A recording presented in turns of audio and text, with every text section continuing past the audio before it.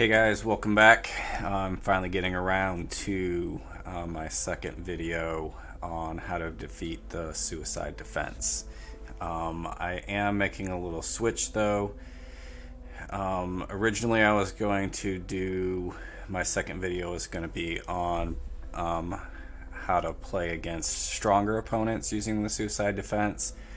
And then my third video was going to be on how to beat the modern suicide defense. And I decided to switch that up and do the modern suicide defense first, mostly because it's using the same concepts for both of those, but it's a little bit easier to demonstrate. So basically the goal is going to be to take space and use our material advantage to trap our opponent, basically suffocate them. We're going to target a particular piece and use it to kill all of our pieces. So that's what we're going to go over. So jumping into it, let's first just show what the modern suicide defense is. So similar to suicide defense, they go bishop to b7 and run it down to this corner.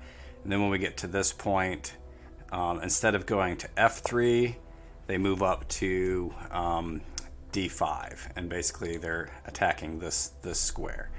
At this point, white needs to capture the knight. If they take the bishop, then they lose. So we go ahead and take the knight, and then likewise, black needs to take the pawn on a2, otherwise they lose. So if you're playing maybe a weaker opponent, they might get their capture order mixed up and say they take with their bishop or the rook. Either one, you basically use the same cleaning to win. So we move our c pawn up, and I don't know, like this is very similar to the gearlings trap that I use, where then we bring our queen out and attack their c-pawn so that their bishop has to move past, and then we can get their rook. And then at this point, now I've got their white bishop on my side of the board, or I can grab their rook or their bishop. No matter what they do at this point, I win. So normally we see the rook come over, and then we just clean with the rook. And again, plenty of ways to do that, but that's kind of the simplest route with that.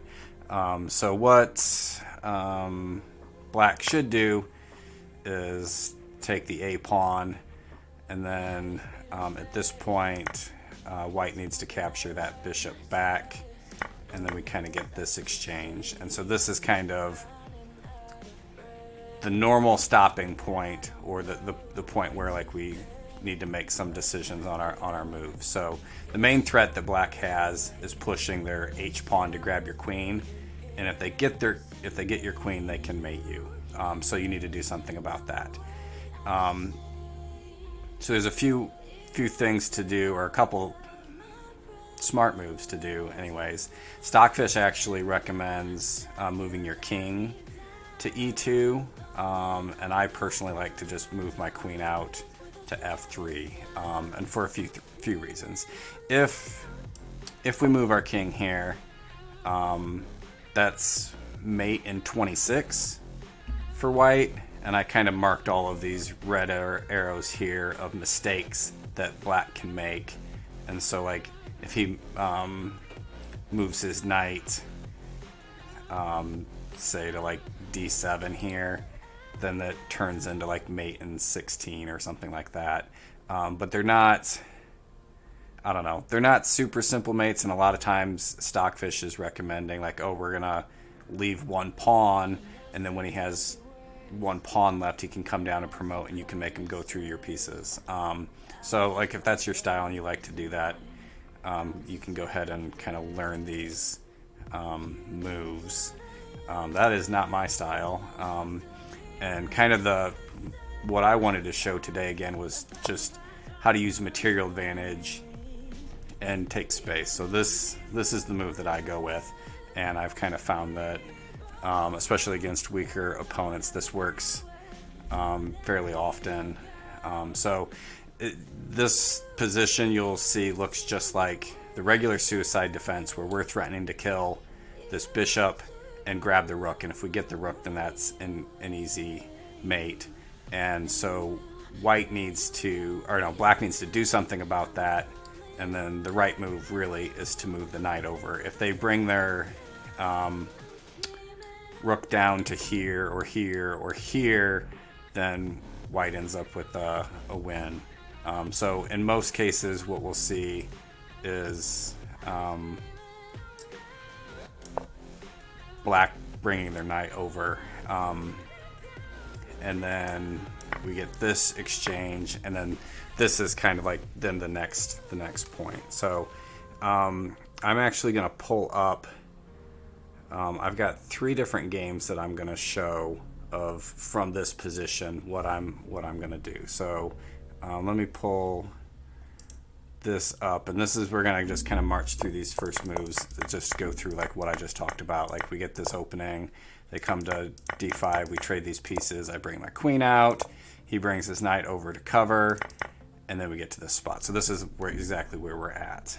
And so he's only got 2, 4, 6, 7 pieces left at this point, and we've got what, 2, 4, 6, 8, 9 pieces. So we've got a 2-piece advantage.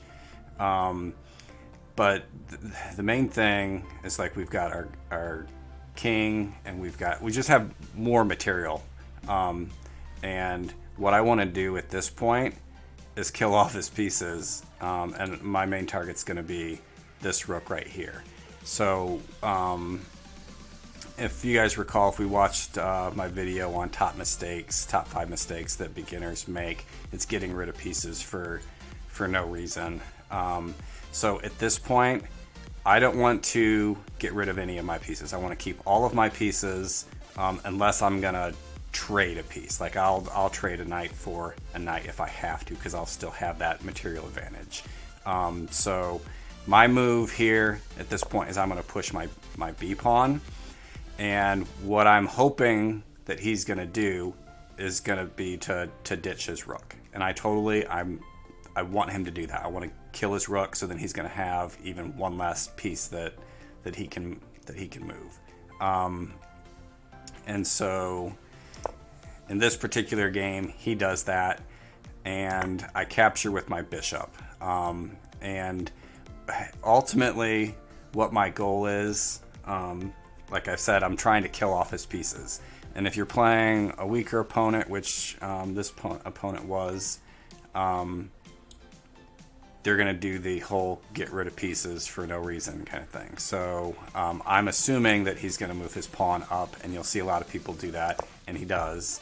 So we capture there. And now just looking at he's got 5 pieces left, and again, we're going to be targeting this rook. We want the rook to go through all of our pieces. So we're going to try, if we can, to find a way to kill off his knight, and then either kill the pawns or get them to where they can't move, so that then he's going to be stuck with his rook left where he can't really move it. His move, he doesn't have a lot of options here, so he pushes his h-pawn. And a few things with this, like, I'm actually not too worried. Like, at some point my knight is attacking this space, but then he can't push this pawn up because this rook is covering that. And then depending on like how many moves he has or what's going on, like if he shifts his rook over here, I can move my knight out of the way. So but basically, going back to trying to take space. So I want to control like this side of the board.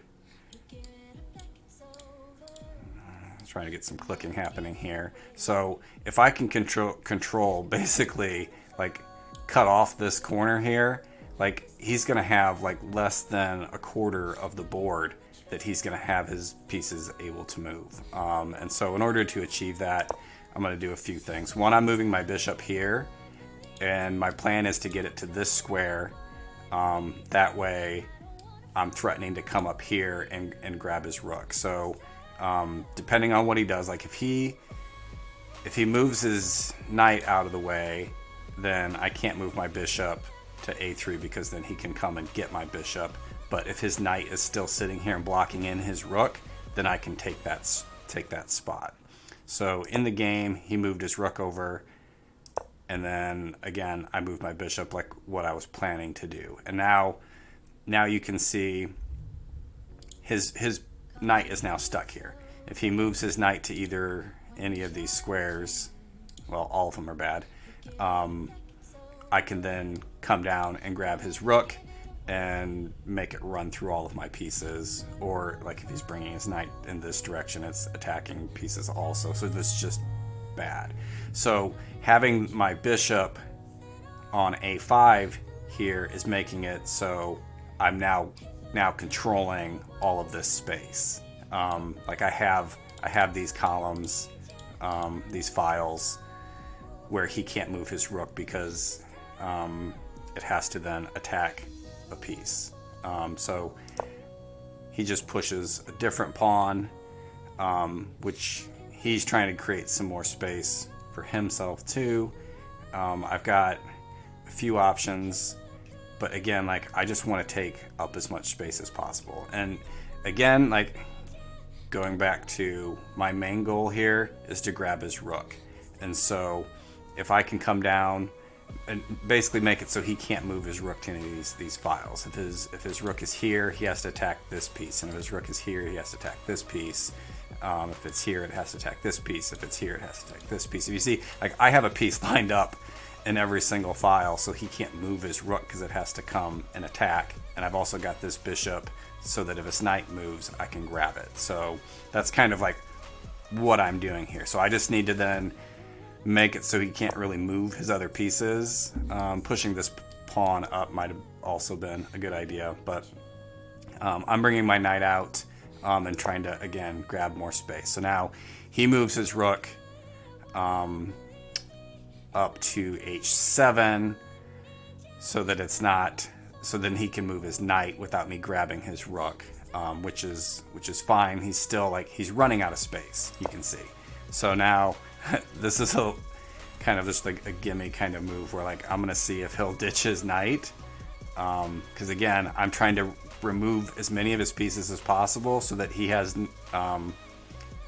less options. Like he'll only have these pawns or this rook to move, and ultimately I'm making it so there's no space for the rook to go. So he does do that. He ditches the knight, and again, hopefully people can notice as I'm describing this that you can see why having less pieces is not good. Like having more pieces, I have more pieces to move, and I can just again trap them and smother them so they don't have any options. So now he can't move this pawn. He can't move his rook back up or down because I can grab it with my bishop. So he's again running out of space. So it leaves him like these two pawns to move. So he pushes the h pawn.